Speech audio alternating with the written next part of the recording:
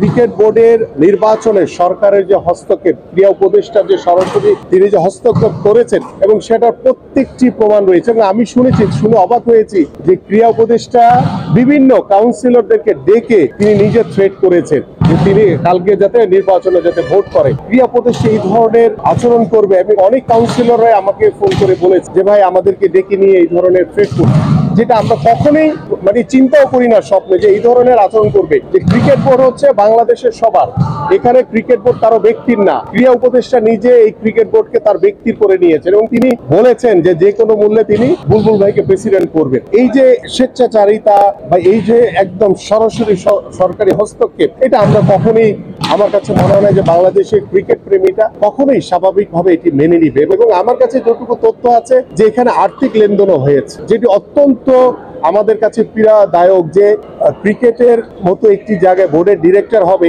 সেখানে যদি আর্থিক লেনদেনের মাধ্যমে ওই বোর্ডের ডিরেক্টর নির্বাচিত করা হয়, তাহলে তাদের হাতে বাংলাদেশের ক্রিকেট কতটুকু ভালো থাকবে, এটা নিয়ে আসলে আমার মনে হয় যে আমার মতো সবার ভিতরে একটি শঙ্কা তৈরি হয়েছে।